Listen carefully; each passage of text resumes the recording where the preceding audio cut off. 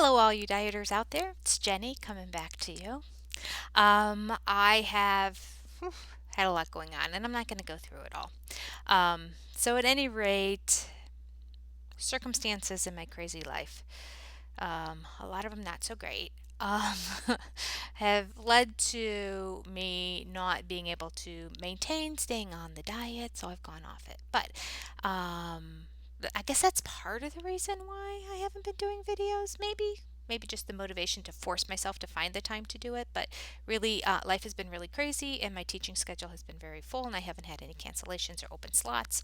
And I did today. So I thought I'm going to come back and do a video because some of you who are still doing HCG, I want to encourage you and tell you to keep going, even if I'm not able to at this particular time.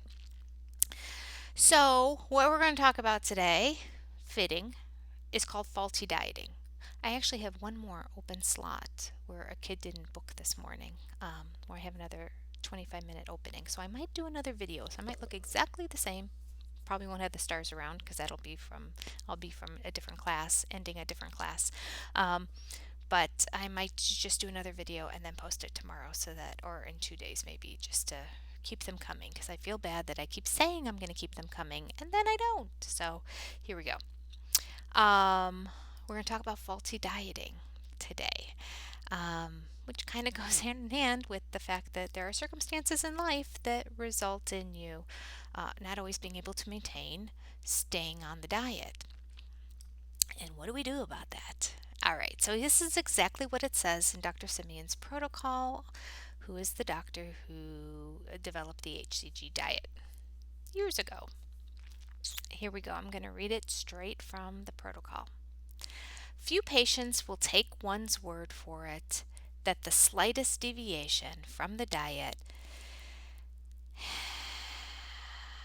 okay, I don't understand what that means there.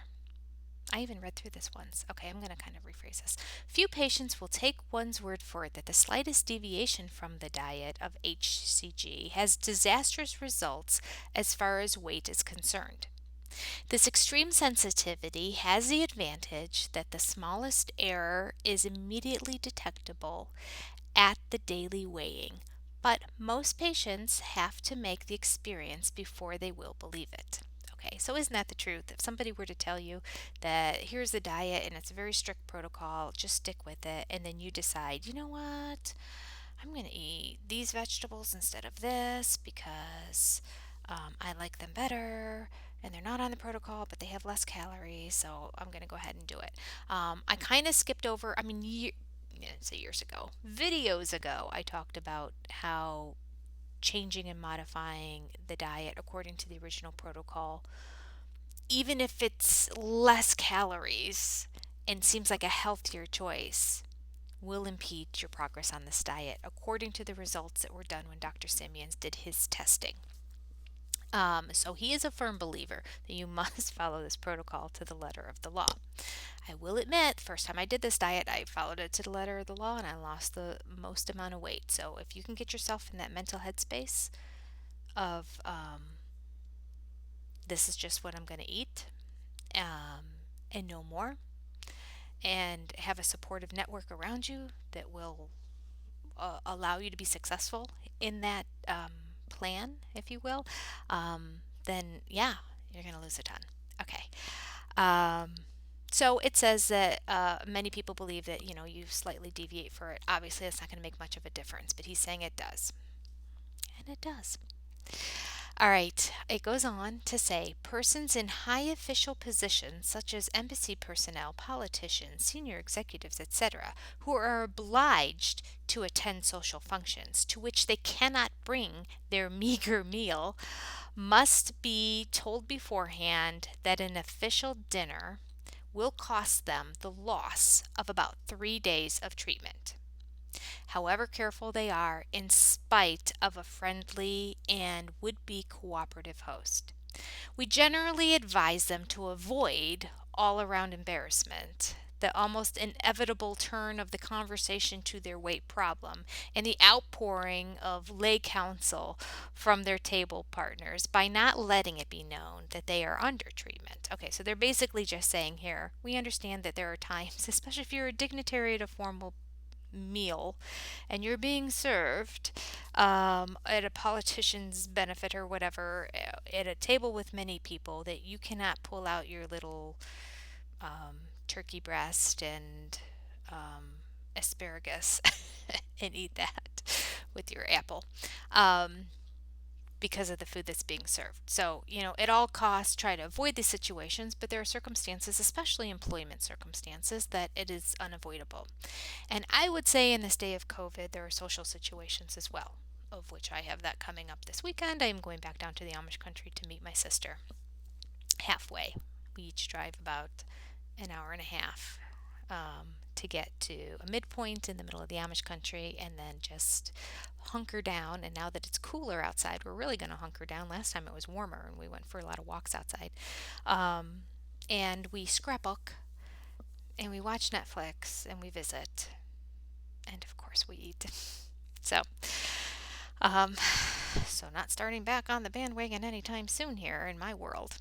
So anyway, if you are in the middle of HCG and a circumstance like this comes up, it becomes difficult, right? So he's saying, go ahead and do what you need to do, but understand that deviating from this protocol for even one meal is going to set you back for 3 days. I get a sneeze, excuse me. Sorry. Oh, I hope that wasn't too loud. I'm going to sneeze again. I can feel it. Okay, I think I'm done. I apologize. All right, so where are we? So we generally advise avoiding this embarrassment. We don't want to draw attention to yourself. We don't want the whole conversation of the table to turn to your weight problem.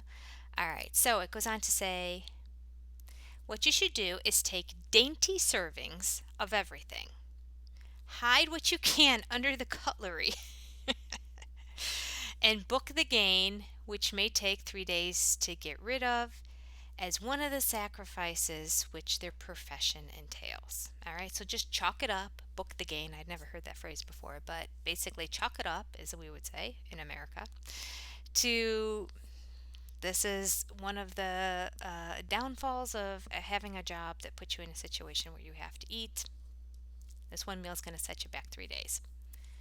Allowing 3 days for the correction of such incidences does not jeopardize the treatment, provided that the person does not incur it all too frequently, in which case treatment should be postponed to a socially more peaceful season.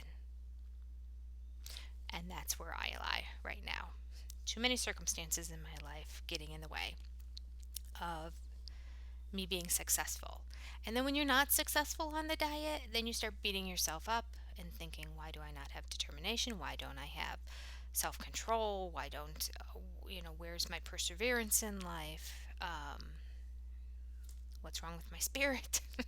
And then you start getting down on yourself, which then makes you want to eat even more, right? And you're like, forget it. No, I'll just have a bowl of ice cream. Or something else that's bad that you shouldn't have. So it can be a snowball effect for sure. And of course, all the times you're cheating on the diet and you're still taking the hormones, it's just reversing and it's making you gain more weight. So there are times that you just need to step back and say, not the proper time. Thought it was. Life circumstances changed. I got thrown into situations where it just wasn't feasible to bring the food along or to eat in that way, to be able to order being in other places. So there you go.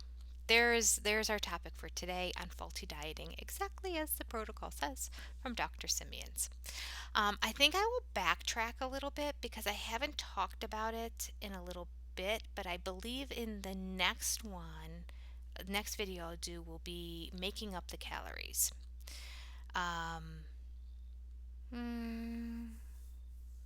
Yeah, I think I'll do the making up the calories, which talks about people who want to play around with the 500 calories and do different things in that. So what I read today kind of piggybacks off of it, implying that, you shouldn't do that. If you do, you're going to fall back multiple days on the diet. There's another whole paragraph talking more specifically about it. I remember reading this before. I know that I've had this before, but um, I'm going to go over it one more time because it goes over beverages and foods and proteins and a bunch of different things. It's much lengthier than the one that I did today. So that'll be the next video that I do. And then after that one, there is a short paragraph on vegetarians. And I do not believe I ever did any videos on vegetarians on this diet. Because I would think that if you were a vegetarian, you wouldn't want to be on this diet. Um, but maybe you do. So there is a little bit on it, and I'll cover that 2 videos from now. So there you go. There's where we are. I'm going to mark my part right here, right now, so that when I open it up, it says making the calories, and that'll be what I talk about. All right, that's all I have for now. It was good seeing you again, and there will be more videos coming out soon this week. I promise you, because I'm going to make them today. Take care.